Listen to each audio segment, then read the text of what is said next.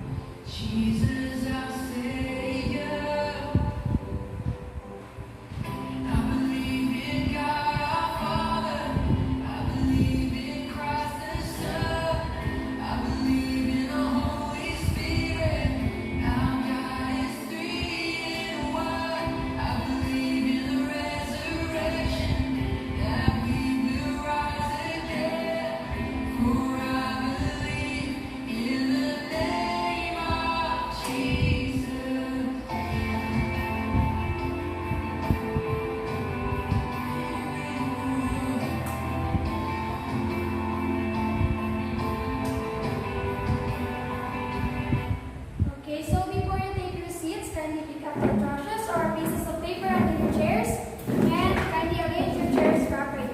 Okay, so class secretary is absent today. None, ma'am. Okay, all of your secretaries. So thank you. I'm glad to know that you're all present today. So last evening, we discussed one of the Philippine theatrical representative theatrical form, right?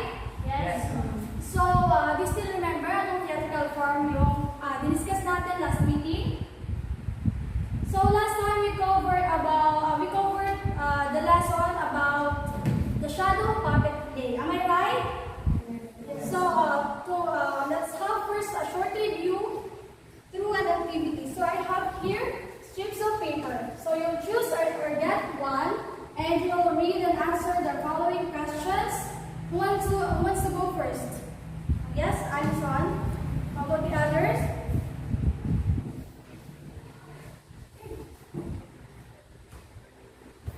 Alison, can you read the question and answer? What are puppets made of? Puppets are made of animal skin and sticks. Okay, very good. So, now this next question. Yes?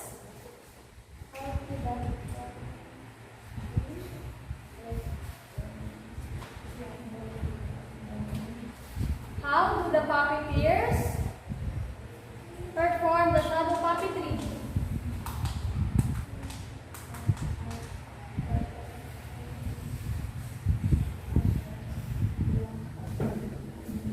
Okay, so the puppeteer performs from the back of the white cloth with the light at the back of puppets. Next, yes.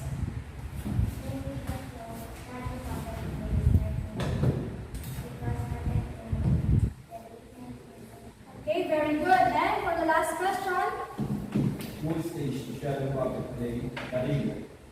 It was played by Dr. Sensa. okay, so it was played by Dr. Sensa. So now, we will move on to another lesson, but before that, we will have first an activity that will help you unlock difficulties or terms that we may encounter throughout our discussion. So, can you read the directions? Yes, Alison. Arrange the jumbled letters to identify what is being described in each statement. Okay, so who wants to answer? Yes, BCAEd.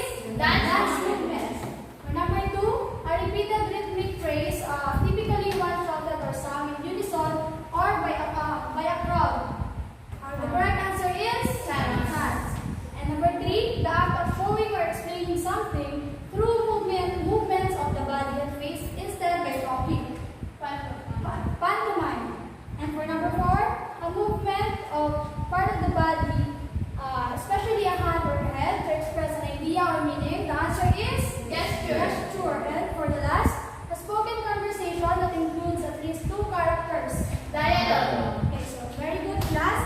And now we'll proceed to our lesson. But first pala, I will show a video clip. Kindly observe and later on I will ask you a question.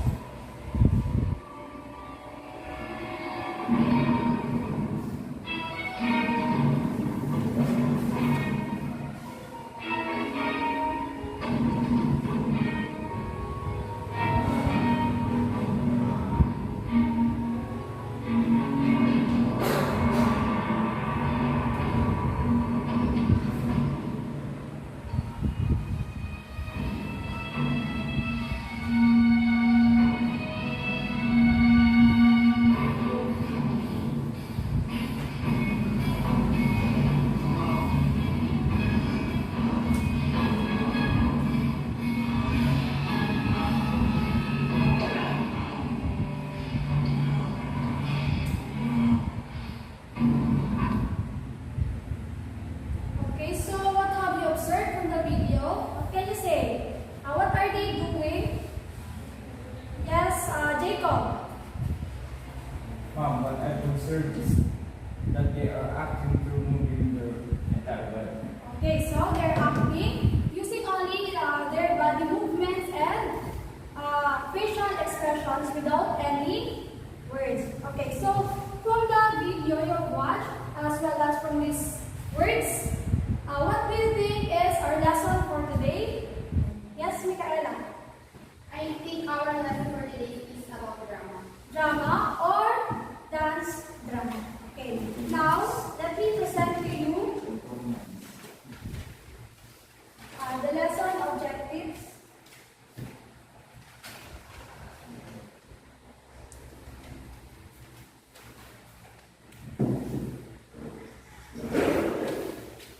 Kindly read.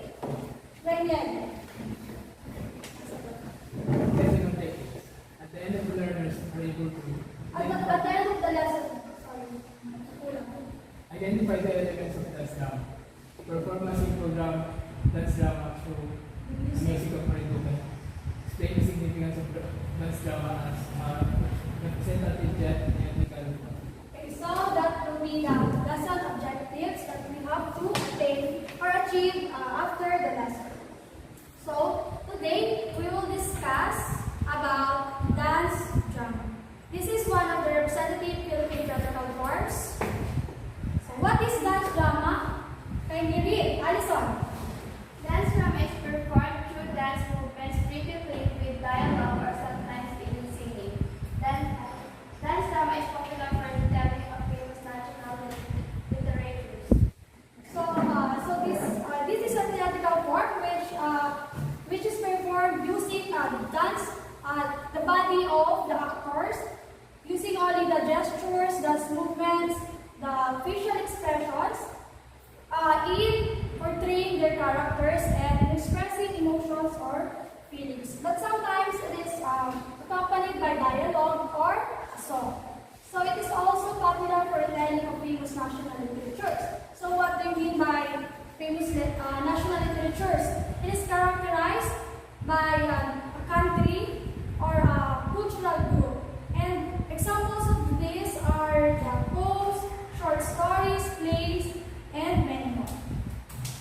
So actors act out scenes through a complex or mahirap or maraming mga gestures which imitates actions in real life.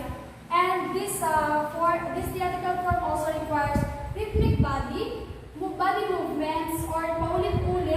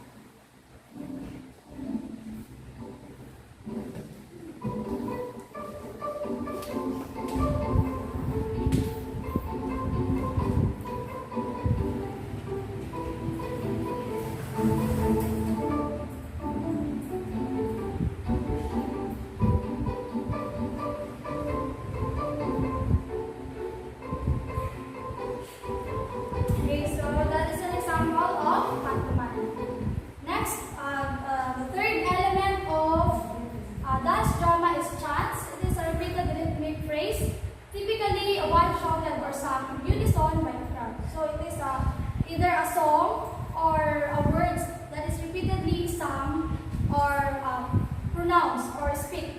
And for the last element, kindly read Jacob. Costumes itself communicate the details of characters, personality, of the elements, and help actors transform into new and believable people in scene. So these are what the actors wear while performing the costumes. It can also define or denote the characters in a play. So these are sample of the costumes. Ito ay dance drama sa ibang bansa.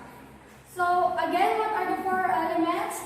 There can be a accompaniment for the dance drama. What are those? Pantomime. Another one. Chants, costumes, and dialogue. Okay. So I will show you an example of dance drama here in my book. So do you know any theater group or theater group here in our province? So I have researched one theater group. Sila ang Teatro Balangao. That is founded by Eddie Publication. So let us know more about the Teatro Balangao. Can you read, Jessa?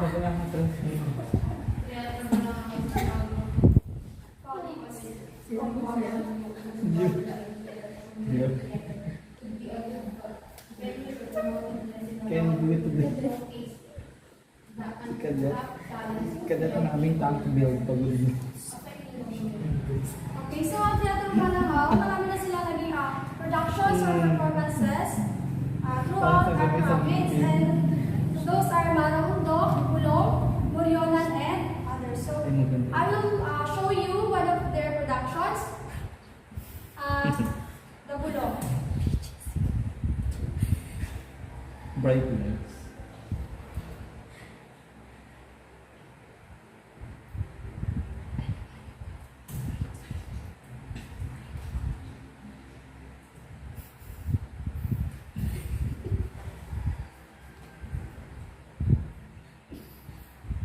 Sa pindot ng bed. Comfort. Then, ako na rin ako.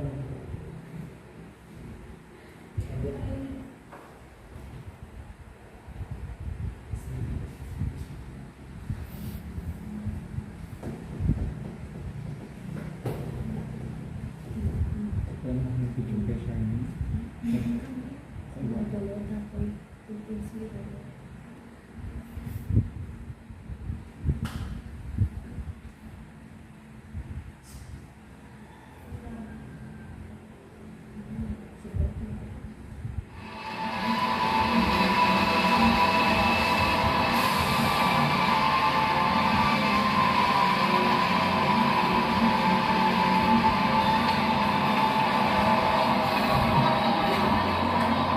Magnamin na.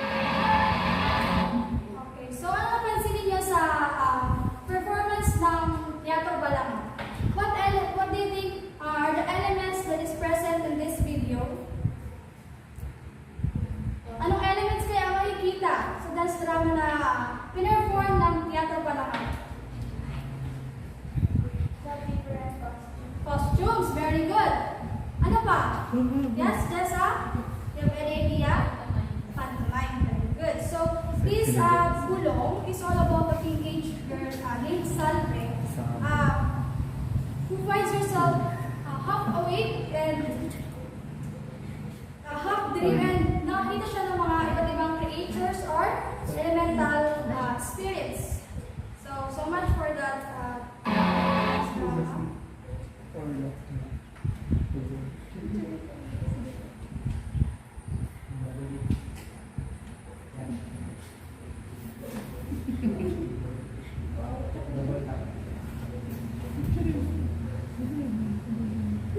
Okay, so now we will have an activity that is entitled Let's Mind. Kindly read the directions. Alison. One student will act as a player pantomiming the title of a Filipino movie or TV series printed on the paper. The entire class will guess what title he is pantomiming based on gestures and facial expressions after they have guessed the next title will take. Okay, so I have here three strips of paper, and written on these are titles of Filipino movies or series. So, i-act na kung sino man makakabunot, i-act nyo kung ano yung nakasulat dito sa papel, at huhulaan ng iba yung kaklase kung ano yung ina-act niyang title or title ng movie or TV series. So, who wants to pick a strip of paper? Yes, Alison? Pagkalala mo muna kung paano may act yan. Sino pa? Gusto? Yes, Jacob. Sa Regine. Yes, Reniel. Hindi sa pala pala. Hindi ko pa sinabi eh. Okay, are you ready, Alison? Bigyan mo siya ng iba. May bukas pa. So, punta na sa unahan. Start acting off your title. Go, Alison. Ang galing may mas mapapakit yung facial expression.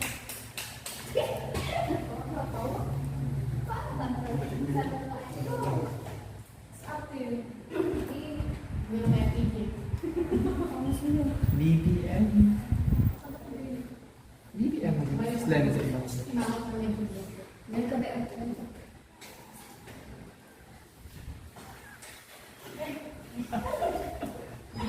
Go, Alison.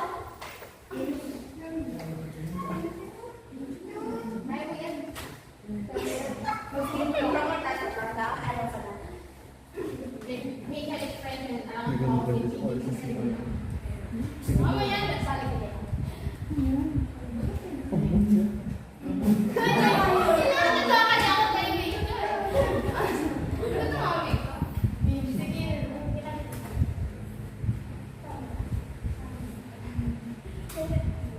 Isang bala ka lang. They will guess nga. Okay, so, ano yan? Next, Jacob. Jacob! In front. Huwag mo sabihin. Huwag mo sasabihin yung title kung hulaan nila. Okay? Sexual mo rin mo. Titit doon. Saan rin mag-ibang?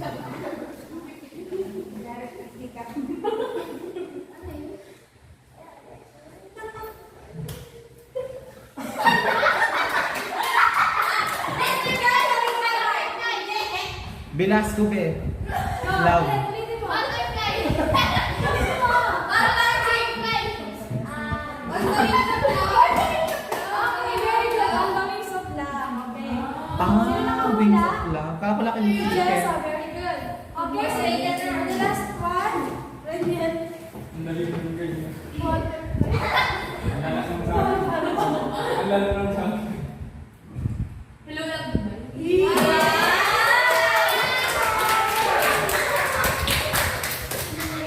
Thank you for your participation. Now we will have another activity. This is entitled Isa Pa with Feelings. So, gawin ulit natin yung ginawa natin, but with more feelings na this time. So, can you read the directions? Jessa? Performance of Mura na yun. dance drama is the local song ng aming trabay, Eric Obligation. Obligation. Okay, good. Continue. Continue. In your group, create your own dance movement or gestures appropriate to the song. Consider the facial expressions of our big feelings in your movement. You will be guided by the following rules. So these are Kasi the doon mo lalagay kasama. criteria. The execution of movements or gestures for 15 points. Facial expressions for 10 points. And effort for 5 points. So, yan. Gagawa kayo ng dance drama using the song Maligduke Akit Na.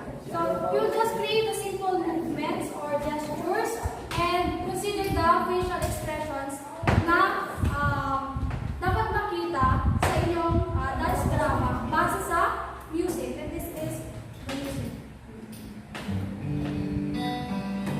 Parang pusong bato. At first, let Parang me pusong bato yan. group you into two. So, ganito na lang ulit. This will be the group 1 and this will be the group 2. Okay? I will give you 5 minutes for your practice. After that, you will perform it in front. So, for your practice, I will play the song. Ang composer pala yun. Kapat kayo sa MD. Sa thesis mo dati. Go! But wala kang dance drama. Simple dance.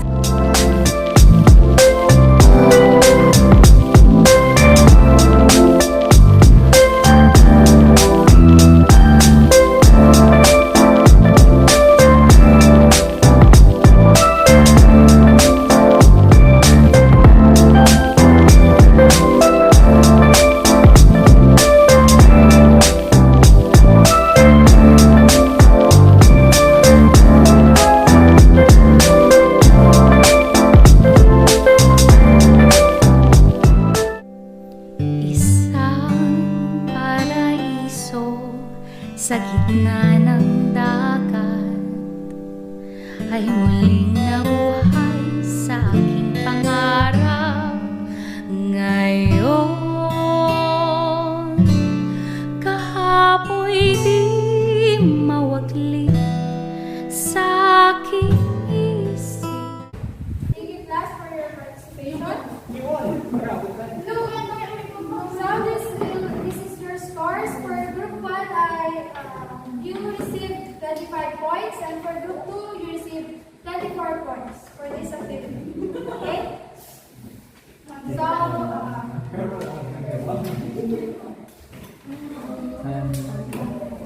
so now that you have already learned and watched and performed dance drama, let me ask you a question. So, how did you feel when you were performing earlier? Yes, Michaela. It was exciting and fun.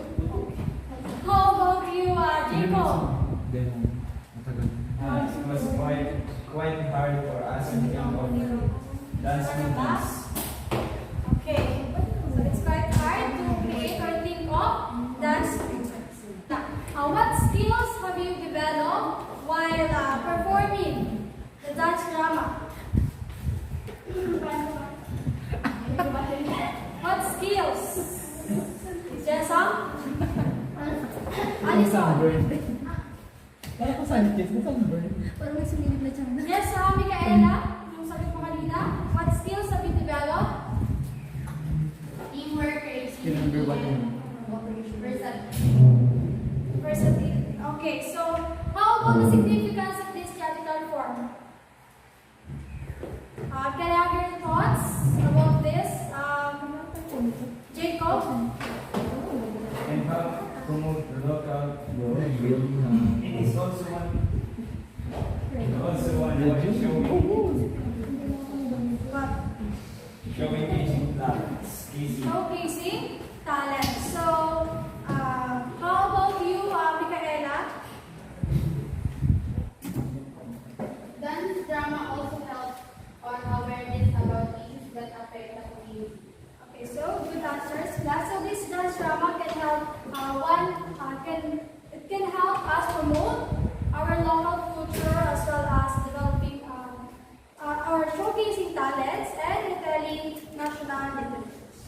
So to sum up our lesson,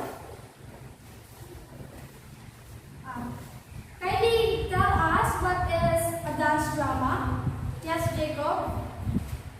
dance drama is a theatrical form that is performed using dance movements, frequently with a dialogue or sometimes even singing. Okay, so I have here a graphic organizer. Thank you, Jacob. So now, kindly write here the elements of dance drama. Yes, Micaela, Jessa, Alison, and Daniel.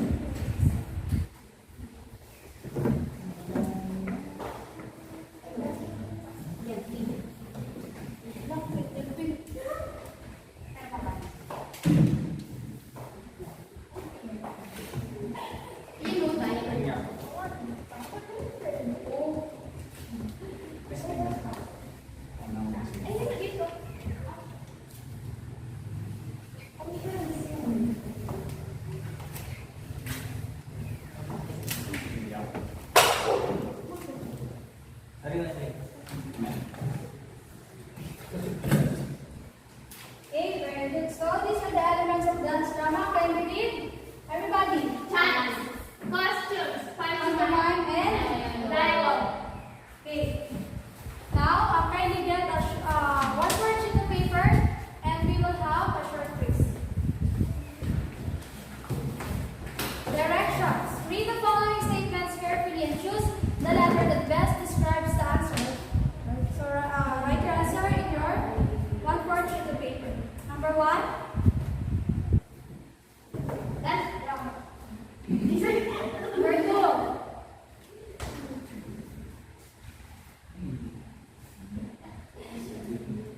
Three. Literature. Okay, so let's check. Number 5. Can you read and answer, Micaela? It is performed through dance movement, frequently with dialogue or sometimes even sing. See dance drama. Okay, correct. Number 2. Yes. Letter B. Okay, the drama is popular for retelling of famous nationality. Number 3. Jessa. Dance drama is a combined Company. Step 1. Element. Letter D. Okay, letter D is correct. And number 4. Yes, Micaela. This is how actors act out the scene. E. Gestures, language. Okay, gesture, language is correct. And for the last number, Jacob. An element of dance drama that helps communicate and is the character's personality to the audience. 3. Costumes. Very good. So, who got the perfect score? Very good. How about you? What score did you get? 4. 4. Okay, not bad. So, very good class. I'm glad that you have learned and I'm glad that you have learned from our discussion. So, now this will be your assignment. Kindly read. Alison. Fill in the Venn diagram by comparing and contrasting the two representative Philippine practical Forms. So, last meeting we discussed shadow puppetry, and today we are also done with the dance drama. So, you will fill in this Venn diagram.